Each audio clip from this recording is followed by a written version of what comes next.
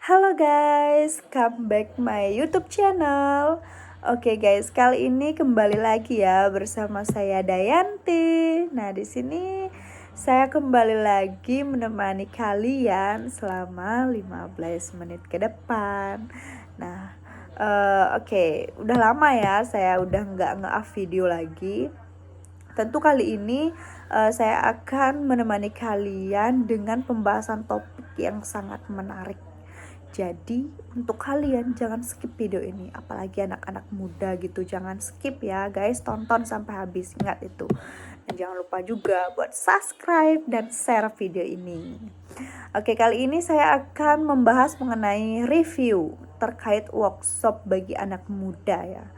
Nah, anak-anak muda di sini mana? Ayo cepet tonton video ini sampai akhir, oke?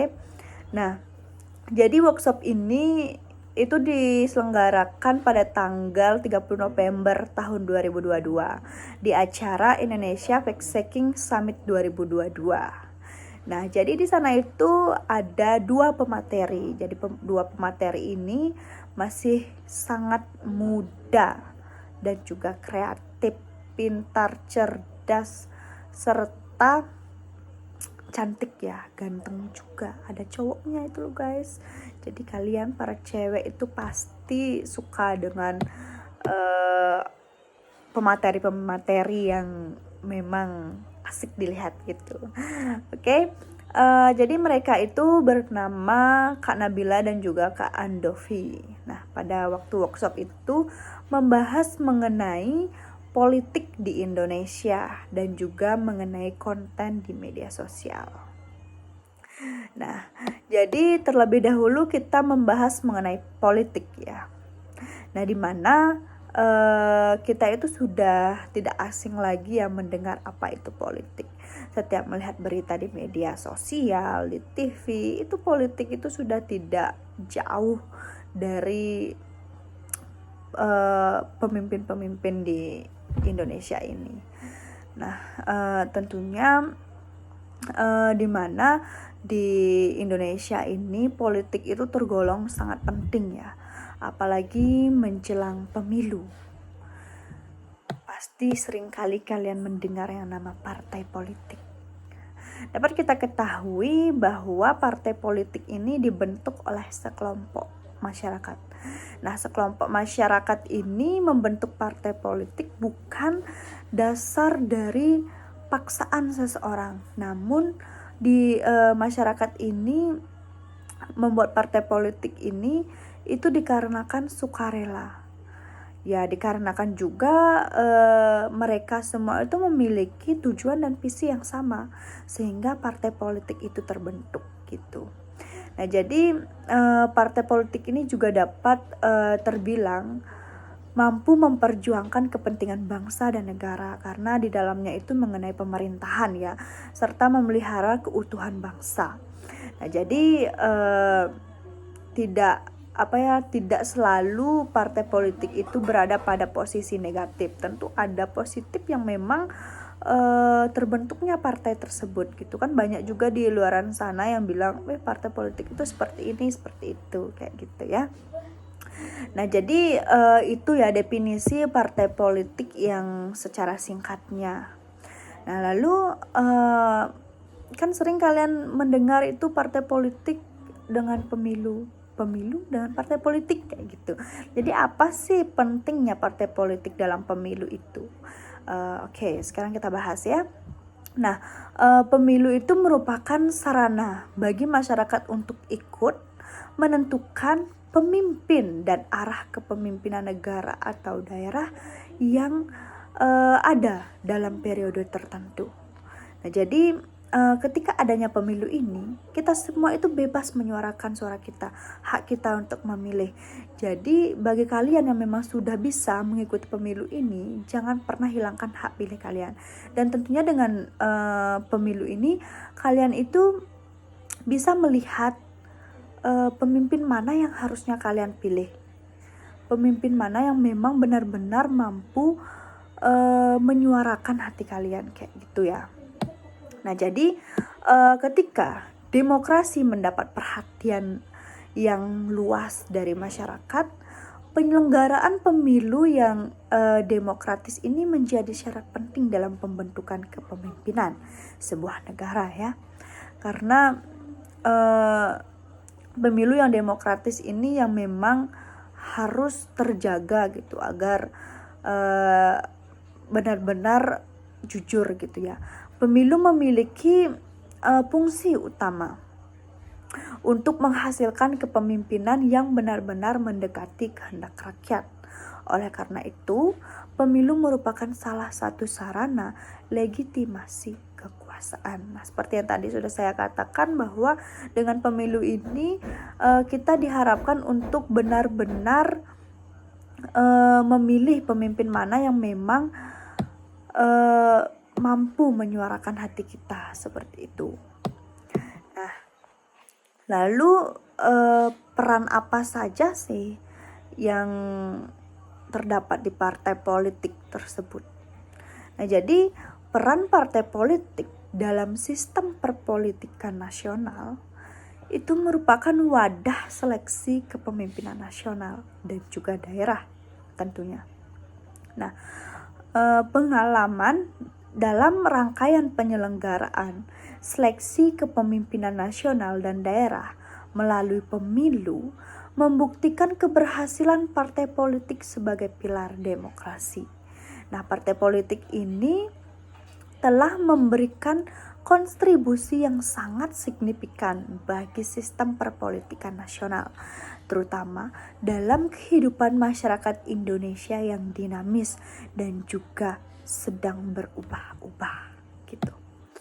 Nah, jika kapasitas dan kinerja partai politik dapat ditingkatkan, maka hal ini akan berpengaruh besar terhadap peningkatan kualitas demokrasi dan kinerja sistem politik.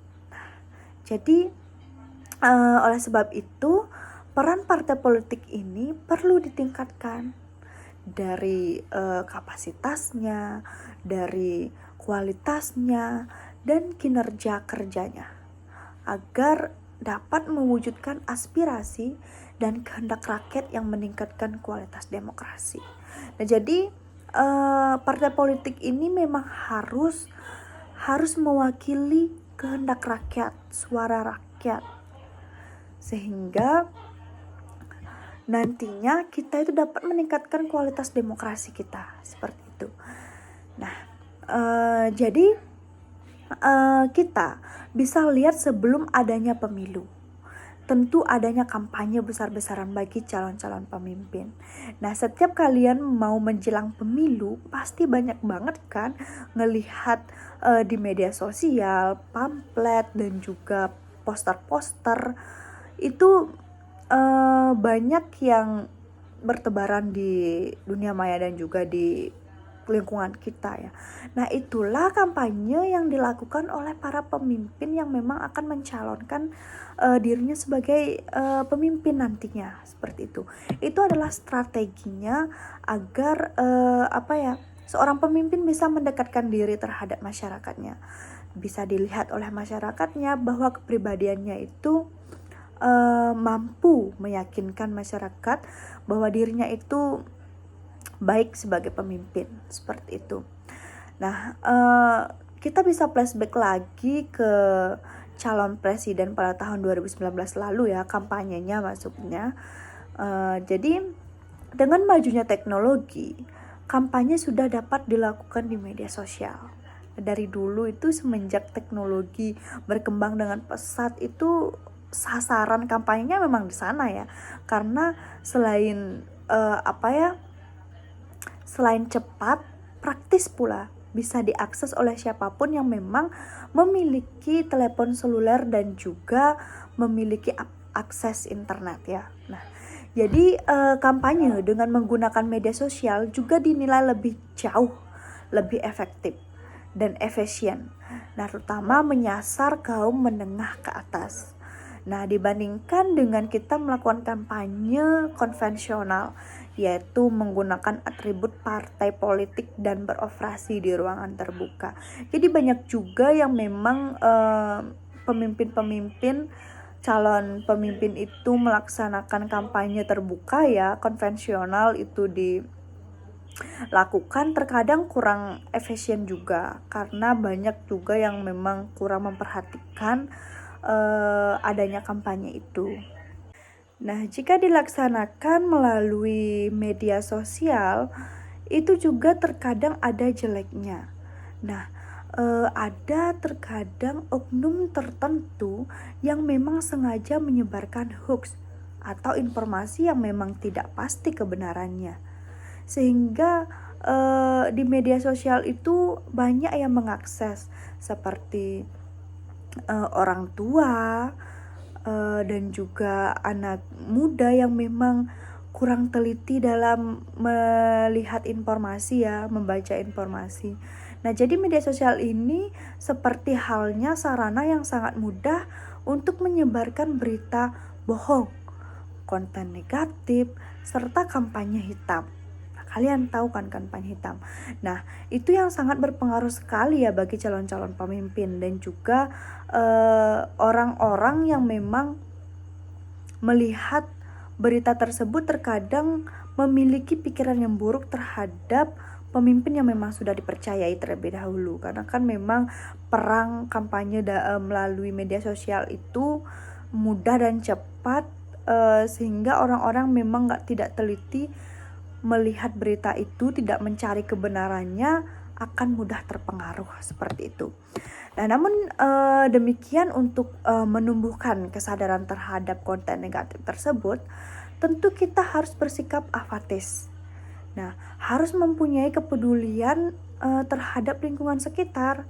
Ya, jika kita tahu bahwa yang mengakses informasi itu lalu dia menyebarkannya karena itu memang berita hoax, ya kita kasih tahu bahwa memang berita tersebut tidak benar adanya atau itu berita bohong. Dan kalian juga harus memiliki referensi agar kalian itu menguatkan argumen kalian bahwa berita itu adalah berita bohong. Jadi kalian harus memiliki referensi yang memang benar-benar membuktikan bahwa ini loh berita yang benar-benar terjadi gitu. Jadi berita yang itu memang salah gitu. Agar mereka juga bisa percaya dengan apa yang kalian katakan. Nah, jadi kalian itu khususnya anak muda itu harus rajin ya, semangat untuk membaca agar tidak terhindar dari maksudnya tidak terjerumus dari berita-berita hoax tersebut. Nah, berpikir kritis juga diperlukan untuk selalu menanyakan berita yang memang baru ditemui itu harus benar atau tidaknya, seperti itu. Nah, dengan adanya kampanye ini tentu para pemimpin berusaha untuk meyakinkan masyarakat bahwa pemimpin tersebut layak untuk dipilih. Jadi dengan kampanye ini mereka mengumbarkan segala kebaikannya dan mendekatkan diri terhadap masyarakat, ya tentu tujuannya agar mereka dipilih gitu. Karena kan memang itu adalah strategi untuk mereka yang memang mencalonkan diri sebagai pemimpin. Nah, selain itu, dengan kampanye ini juga dapat mengubah pilihan seseorang gitu. Jadi ya dengan dulunya kita, ya sebagai contoh ya, dulunya kita tuh percaya dengan kepemimpinan Bapak Jokowi gitu ya. Tapi setelah adanya kampanye akbar yang memang dilakukan oleh Bapak Prabowo, jadi ya mungkin kita itu bisa terpengaruh akibat itu, karena memang mungkin itu kampanye yang menarik dan juga banyak yang mengikuti seperti itu. Kita bisa terpengaruh dari pihak-pihak lingkungan sekitar kita gitu. Nah, tentunya dengan pembahasan kedua yaitu konten, itu sudah masuk ya ke dalam pembahasan partai politik saat ini yang sudah saya paparkan tadi. Nah, itulah konten yang memang tersebar di media sosial itu memang seringkali menyangkut pautkan dengan partai politik, di mana ketika pembahasan kampanye ini, terjadinya kampanye ini. Dan apalagi sekarang udah mau menjelang tahun 2023 dan 2024 sudah akan adanya pemilu lagi, dan pasti akan ada kampanye-kampanye yang terjadi, entah itu di media sosial dan entah itu di lingkungan sekitar kita secara langsung gitu. Jadi bagi kalian anak muda yang memang masih memiliki waktu untuk membaca berita yang lebih, untuk mengikuti update mengenai partai politik, jangan pernah bosan dan jangan pernah ikut untuk menyebarkan berita hoax tentang tentang partai dan juga tentang pemimpin-pemimpin kita gitu. Baik, jadi hanya itu saja yang dapat bisa saya sampaikan di review workshop anak muda ini. Dan tentunya bagi kalian anak muda jangan jangan di skip dan harus ditonton sampai akhir ini. Nah, jadi ada yell dari workshop kemarin ini. Nah, yellnya itu bagi kalian yang memang lagi berperang dengan teknologi, tentu cek fakta dulu baru bicara. Jadi kalian cek dulu faktanya baru kalian bisa berbicara, agar kalian mendapatkan referensi mengenai menguatkan argumen bagi kalian untuk berbicara.